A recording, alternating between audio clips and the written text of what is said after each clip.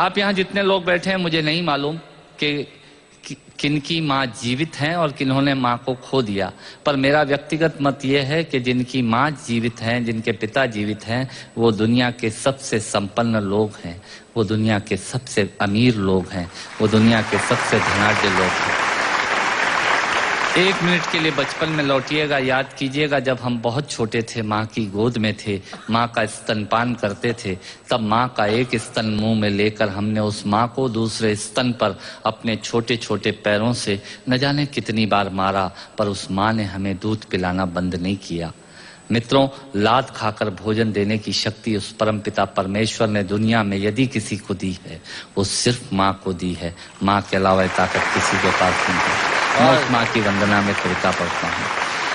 याद कीजिएगा उन दिनों में जब हम चौके में रसोई में बैठकर खाना खाया करते थे और माँ खाना बनाती थी, उस वक्त थाली पर बैठकर हमने जब भी इधर उधर देखा, वो माँ समझ गई और उसने नमक का डब्बा हमारी तरफ सरका दिया। हमारे बिना बोले को समझने वाली वो माँ, जब हम उसे खो देते हैं, वो माँ हमें बहुत याद आती है। वो माँ जो हमारे परीक्षा देते जाते वक्त दही की कटोरी लेकर शगुन बनकर आकर खड़ी हो जाती थी, उसे हम खो देते हैं। वो माँ हमें बहुत याद आती है। रमेश सोज की 4 पंक्तियां माननीय नेताजी यहाँ बैठे हैं, मैं पढ़ता हूँ। मुझे अच्छी लगती है कि बहुत रोते हैं लेकिन दामन हमारा नम नहीं होता, इन आंखों के बरसने का कोई मौसम नहीं होता, मैं अपने दुश्मनों के बीच भी महफूज रहता हूँ, मेरी माँ की दुआओं का खजाना कम नहीं। स्वामीनाथ पांडे की 3 पंक्तियां सुनाता हूँ। स्वामीनाथ पांडे ने 3 पंक्तियों का उपन्यास लिखा। अमिताभ जी बैठे हैं, जया जी बैठी हैं। 3 पंक्तियों में पूरा उपन्यास लिख दिया उसने। लिखा, एक विधवा माँ थी, उसके 2 बेटे थे। एक बेटा नीचे वाले माले पर रहता था, दूसरा बेटा ऊपर वाले माले पर रहता था। विधवा माँ 15 दिन एक बेटे के यहाँ खाना खाती थी, विधवा माँ 15 दिन दूसरे बेटे के यहाँ खाना खाती थी। पर ये उस विधवा माँ का दुर्भाग्य था कि साल में जो महीने 31 दिनों के होते थे, उस एक दिन उस विधवा माँ को उपवास रखना पड़ता था। 9 महीने पेट में रखने वाली माँ जब एक जवान बेटे को एक दिन भारी लगने लगी, तब इस नालायक हास्य व्यंग के कवि ने कुछ पंक्तियां माँ के लिए लिखी। सुनिएगा, यात्रा कीजिएगा मेरे साथ। माँ संवेदना है, भावना है, एहसास है। माँ संवेदना है, भावना है, एहसास है। माँ जीवन के फूलों में खुशबू का वास है। माँ रोते हुए बच्चे का खुशनुमा पलना है। माँ मरुथल में नदी या मीठा सा झरना है।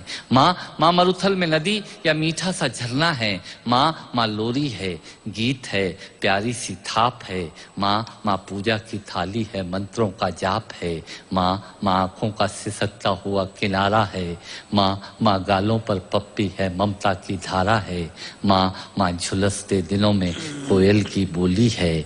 माँ मेहंदी है, कुमकुम है, सिंदूर है, रोली है। माँ कलम है, दवात है, स्याही है। माँ परमात्मा की स्वयं एक गवाही है।